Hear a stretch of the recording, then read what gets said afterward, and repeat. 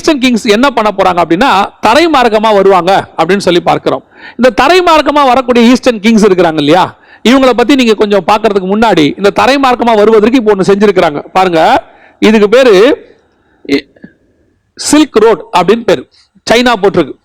இந்த silk road எங்க இருந்து எங்க வரைக்கும் போட்டிருக்கு அப்படின்னு சொல்லி நீங்க பாத்தீங்கன்னு சொன்னா கரெக்டா சைனாவில இருந்து யூரோப் வரைக்கும் போட்டிருக்கிறாங்க. யூரோப்ல இருந்து வந்து எங்க ஜாயின் ஆகுதுன்னு பாத்தீங்கன்னா இஸ்ரேல் கிட்ட வந்து ஜாயின் ஆகுது. அதாவது இங்க இருந்து அவங்க யூகே வரைக்கும் இந்த ரோட போட்டிருக்கிறாங்க. யூரோப்ல இந்த ரோட்ல வந்து அவங்க டிராவல் பண்ணிட்டாங்க. டிராவல் பண்ணி கிட்டத்தட்ட 13 நாள் ஆயிருக்கு டிராவல் பண்றதுக்கு. இப்ப ஃபர்ஸ்ட் தரைமார்க்கமா போட்டாங்க. இந்த ரோட போடும்போது சைனா சொன்னதான காரணம் என்ன அப்படின்னு கேட்டா, சாலமோன் காலத்துல நாங்கள் இங்கிருந்து போய் சில்க் துணி, பட்டு துணி வியாபாரம் பண்ணியிருக்கிறோம். உங்களுக்கு தெரியும் நினைக்கிறேன், நிறைய ரோட்ஸ் இருக்கு. சில்க் ரோடுன்னு சொல்லுவாங்க, அதுக்கு பிறகு கோல்டு ரோட்ஸ் சொல்லுவாங்க, தங்க வியாபாரம் பண்ணவங்க அதெல்லாம் சொல்லுவாங்க. அந்த மாதிரி பட்டு துணி அந்த காலத்துல நாங்க வியாபாரம் பண்ணோம். அதன் நினைவாக இந்த ரோடு போடுறோம்னு சொல்லி சைனா போட்டிருக்கு. இந்த ரோட சைனா போடும் போதே நாங்க சொன்னோம், கடைசி காலத்துக்கு உலகம் ஆயத்தப்பட்டு விட்டது, இனி காலம் செல்லாது. இப்ப தெளிவாக இவங்க போட்டாங்க. இப்ப அதன் பேஸ்லயே அதன் பக்கத்திலேயே ரயில்வேஸும் போட்டுக்கிறாங்க. இங்க பாத்தீங்கன்னா வேர்ல்டு லாங்கஸ்ட் ரயில் ட்ராக் ஒன்னு போட்டு இப்ப பாத்தீங்கன்னு சொன்னா சைனாவில இருந்து எத்தனையோ கண்டெய்னரை ஏற்றிக்கொண்டு ட்ரெயின் போயிருக்குது. போயிட்டு இப்ப ரீச் ஆயிடுச்சு. World longest rail connect China to Italy. இது வழியா எங்க போகுதுன்னு சொன்னீங்கன்னா நம்ம இஸ்ரேல் வழியா தான் போகுது. இஸ்ரேலும் இதுல ஜாயின் பண்ணி இருக்குது, சைன் பண்ணியாச்சு. இப்ப இந்தியாவுக்கு மேலேயும் வந்திருக்குது, பாகிஸ்தான் வழியா வருது, ராவல்பிண்டில இருந்து போய் ஜாயின் ஆகுது பாகிஸ்தானுக்கு. இப்ப இந்த ரோடு வந்து ட்ரெயின் ரோடு. இப்ப நீங்க பாக்குற இந்த மேப் எப்படி பாருங்க, அதாவது கிழக்கத்திய ராஜாக்கள் புறப்பட்டு வருவதற்கான வழி ஆயத்தம்ங்கிறதை உங்களுக்கு இந்த வீடியோ உங்களுக்கு சொல்லுது. சைனாவில இருந்து புறப்பட்டு எந்தெந்த நாடுகள் எப்படி எப்படி கனெக்ட் ஆகுதுங்கிறத நீங்க பார்த்துட்டு இருக்கிறீங்க. அப்பன்னா வெளிப்படுத்தின விசேஷம் 16ஆம் அதிகாரம் 12வது வசனத்தில் சொல்லப்பட்ட தீர்க்க தரிசனங்கள் துல்லியமாய் நம்முடைய காலத்தில் நம் கண்களுக்கு முன்பாக 100% ஆம் என்றும் ஆமேன் என்றும் நிறைவேறி கொண்டிருக்கிறது. இனி காலம் செல்லாது. ரோடு போட்டாச்சு, யோசித்து பாருங்க. நதி வத்தி போச்சு, ரோடு ரெடி ஆயிருச்சு.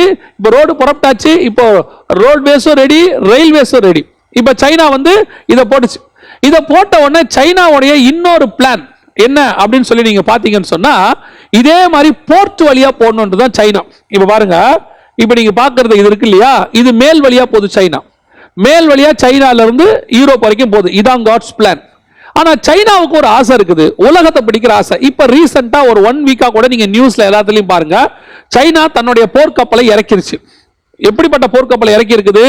தானே தயாரித்த உக்ரைன்ல இருந்து வாங்கின ஒரு போர்க்கப்பலை வச்சு அதன் மாடல்ல இவங்களே தயாரிச்ச ஒரு போர்க்கப்பலை சைனா இறக்கிருச்சு. இறக்கிட்டு இப்ப வேர்ல்ட ஃபுல்லா தன் கண்ட்ரோல்ல கொண்டு வரணும் சைனா விரும்புது. ஏன்னா எக்கனாமி வந்து சைனாவை நம்பி இருக்கு. அமெரிக்காவுக்கும் சைனாவுக்குமான ஒரு யுத்தம் நடக்குது, எக்கனாமிக்கல் வார் நடக்குது. இந்த எக்கானமி வார்ல வந்து சைனா வந்து அமெரிக்காவை ஜெயிக்கிற இடத்துக்கு வந்திருக்கு. அதனால இப்ப அமெரிக்கா என்ன பண்ணுது, எப்படியாவது சைனாவை டவுன் பண்ணணும் அப்படின்னு ஒரு பிளான். வெஸ்டர்ன் கண்ட்ரிஸ் எல்லாம் இதுல வந்து மாட்டிக்கிறாங்க. இப்ப கூட என்ன பண்ணிருக்காங்கன்னு கேட்டா, அமெரிக்க அதிபர் திடீர்னு ஒரு சட்டம் போட்டாரு. டிக்டாக் அப்படின்னு சொல்லி ஒரு செயலி இருந்துச்சு, உங்க எல்லாருக்கும் தெரியும், ஆப் இருந்துச்சு. இந்த ஆப்பை சைனாக்காரங்க ஆப்பை யூஸ் பண்ணக்கூடாது, அதை ஒருவேளை அமெரிக்கா கம்பெனி வாங்கி அதை நீங்க வேணா யூஸ் பண்ணிக்கிட்டார். இப்ப ட்விட்டர்காரங்க அதை வாங்குறாங்க. அந்த அளவுக்கு சைனாவுக்கும் அமெரிக்காவுக்கும் நேரடியா சண்டை போயிட்டு இருக்குது. இப்ப சைனா வந்து எப்படியாவது இதை ஜெயிக்கணும், உலகத்தை ஜெயிக்கணும்னு ஒரு ஆசை. அதனால சைனா வந்து இப்ப ரோடு போட்டு கீழே போர்ட் ஒன்று போடுறாங்க. போர்ட் ரூட், அதாவது சி ரூட் ஒன்று போடுறாங்க. எப்படின்னா அந்த சி ரூட் உள்ள ஒன்று தான் ஸ்ரீலங்கால கொண்டு வந்து போர்ட் வாங்கியிருக்காங்க. 99 இயர்ஸ்க்கு லீஸுக்கு எடுத்திருக்காங்க. சைனீஸ் வந்து ஸ்ரீலங்காவுடைய போர்ட்டை எடுத்திருக்காங்க. இது ஒரு வகையில் டோட்டல் உலகத்தை பிடிக்கிறதா இருந்தாலும், மூணாவது பக்கமும் இந்தியாவுக்கு செக் வைக்கிறது இது ஒரு பக்கம். இது அவங்க செய்ய தொடங்கி இருக்கிறாங்க. ஆனால் பைபிள் படி கடைசி காலத்துல இந்தியாவும் சீனாவும் இணைந்து தான் போகணும். ஏன் ஈஸ்டர்ன் கண்ட்ரீஸ்ங்கிறது யார் யாரெல்லாம் குறிக்குதுன்னு பாத்தீங்கன்னு சொன்னா, இந்த சிவப்பு கலர்ல நீங்க பாக்குறீங்க இல்லையா, அதுதான் இஸ்ரேல். அந்த சின்ன டாட், அதுல இருந்து eastern side, right hand side இருக்குது எல்லாமே ஈஸ்டர்ன் கிங்ஸ். ஃபர்ஸ்ட் இருக்குது என்னன்னு பாத்தீங்கன்னா ஈரான். ஈரானுக்கு அப்புறம் என்னென்ன இருக்குதுன்னு பாத்தீங்கன்னு சொன்னா, நம்ம பாகிஸ்தான், இந்தியா, அப்புறம் சைனா, இதா இருக்கும். மொத்தம் எதுவுமே இருக்காது. சைனாக்கு அப்புறம் பாத்தீங்கன்னு சொன்னா கடல் தான் இருக்கும், வேற எதுவுமே இருக்காது. இப்ப சைனாக்கு அப்புறம் நீங்க சொல்லலாம் மலேசியா, சிங்கப்பூர்லாம் இருக்குது, பிலிப்பைன்ஸ், அப்புறம் இந்தோனேஷியா, இவங்க எல்லாம் மங்கோல் பிரிவில் வருவாங்க. அதாவது மங்கோலியன்ஸ் அப்படிங்கிற பிரிவில் இவங்க மொத்தம் வந்துருவாங்க.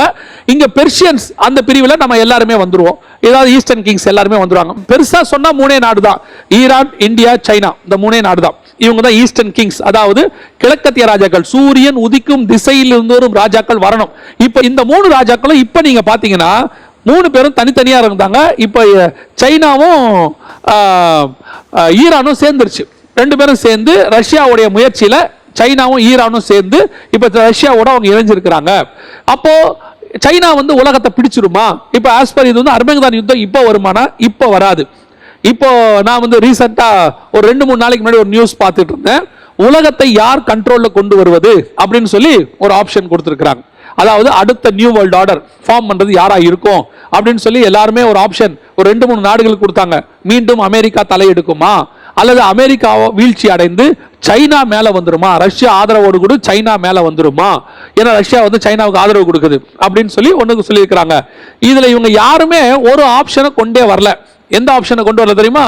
யூரோப்பியன் யூனியன் ஒன்னு இருக்கு, அந்த ஆப்ஷனை கொண்டே வரல. கொண்டு வராம இவங்க பேசுனது எல்லாமே அமெரிக்காவா, சைனாவா, இல்ல ரஷ்யாவா, இப்படிதான் பேசிக்கிட்டு இருக்காங்க. துருக்கி கூட முயற்சி பண்ணிக்கிட்டு இருக்குது எல்லாத்தையும் தன் கண்ட்ரோல்ல, மிடில் ஈஸ்ட் கண்ட்ரோல்ல கொண்டு வரதுக்கு ரஷ்யாவுடைய ஆலோசனையின் பேர்ல. இதெல்லாம் இப்ப நடந்துகிட்டு இருக்கும் போது இவங்க எதிர்பார்க்கறது என்ன? மீண்டும் சைனா மேல வந்துருமா அப்படின்னு சொல்லி. வராது, இப்போதைக்கு சைனா வராது. ஆஸ் பர் பைபிள் அடுத்த new world order European union anti Christ government தான் ஃபார்ம் ஆகணும். அவங்க ஃபார்ம் ஆகி அவங்களுக்கு உதவி செய்யத்தான் இவங்க வரணும். ஆனால் ஒரு காலத்தில் இந்த சைனா மேல வரும். எப்போ? அந்த 7 வருஷம் உபத்திரவ காலத்துக்கு பிறகு, ஆயுத வருஷ அரசாட்சிக்கு பிறகு சாத்தான் மீண்டும் கட்டவிழ்க்கப்படணும். சாத்தான் கட்டவிழ்க்கப்படும் போது சாத்தானுக்கு உதவி செய்யறது யாருன்னு பாத்தீங்கன்னா மாக்கோகுன்னு இருக்கு.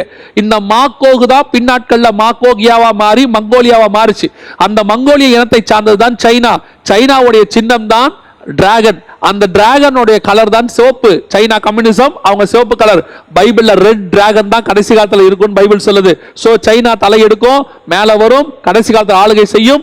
இப்ப அல்ல, அதுக்கு இன்னும் நாட்கள் இருக்கிறது. ஆனால் இப்பொழுது அர்மேனியன் யுத்தத்திற்கான ஒரு ஆயத்த பணியாக இப்பொழுது கிழக்கத்திய ராஜாக்கள் இப்பொழுது வாருக்கு தேவையானதான இப்பொழுது ரோடை போட்டிருக்கிறார்கள். இவங்க அத்தனை பேரும் ஒன்றாக இணைந்து இந்த ஆன்டி கிரைஸ்டுக்கு ஹெல்ப் பண்ணும்படி அர்மேனியன் வார் மெகிதோ பள்ளத்தாக்குக்கு போவாங்க. இப்ப ஒரு பக்கம் நல்லா கவனிச்சுக்கொள்ளுங்க, ஒரு பக்கம் ஆன்டி கிரைஸ்ட் புறப்பட்டு வருவான் மெகிதோ பள்ளத்தாக்குக்கு, ஒரு பக்கம் ஈஸ்ட்ல இருந்து இவங்க புறப்பட்டு வருவாங்க. அது மேல இருந்து வடக்கு பக்கம் மேல இருந்து ஆண்டவர் இறங்கி வருவார். நான் சொல்றது வானத்துல இருந்து ஆண்டவர் இறங்கி வருவார். இப்ப இவங்க 3 பேரும் சேர்ந்துதான் அந்த யுத்தத்தை மேற்கொள்ள போறாங்க. இப்ப இந்த யுத்தத்திற்கான ஆயத்தத்தை நம்ம பார்க்கிறோம். எந்த அளவுக்கு நடந்திருக்கு? யூப்ரட்டிஸ் வத்தி போச்சு, ரோடு போட்டாச்சு, சில்க் ரோடு போட்டாச்சு, சைனாவும் ரெடியா இருக்கு. சரி, இப்ப இந்தியா வந்து சைனாவும் இந்தியாவும் டக் ஆஃப் பண்ணிக்கிட்டு இருக்குது அப்படின்னா ரஷ்யா இதில் சமாதானம் பண்ணுவதற்கு நிறைய வாய்ப்பு இருக்கிறது. ஏன்னா ஒரு மிகப்பெரியதான யுத்தம் தொடங்கும் போது இந்தியா வந்து ரஷ்யா சைடோ சைனா சைடோ கொண்டு போறதுக்கு நிறைய வேலைகள் நடக்கும். அந்த மாதிரி காரியங்கள்லாம் அவங்க செய்வாங்க. ஏன்னா ஒரு காலத்துல 1947ல இருந்து இந்த 2014 வரைக்குமே இந்தியாவை நீங்க எடுத்துக்கிட்டீங்கன்னா ரஷ்யா சப்போர்ட்டர் தான். இந்த 10 ஆண்டு காலமாக தான் இந்தியா வந்து ரஷ்யா விட்டு வெளிப்படையாக அமெரிக்கா பக்கம் போயிருக்குது. அது வரைக்கும் இந்தியா நடுநிலைமை போல காட்டிக்கும், ஆனா சப்போர்ட் முழுக்க ரஷ்யாவுக்கு தான் இருக்கும். இப்பதான் இந்தியா வந்து வெளிப்படையாக அமெரிக்காவுக்கும் இஸ்ரேலுக்கும் தன்னுடைய சப்போர்ட்டை சொல்லுது. ஒருவேளை அரசாங்கம் மாறினால் மீண்டுமாக இந்தியா ரஷ்யா சப்போர்ட்டராக மாறுவதற்கும் வாய்ப்பு இருக்கிறது.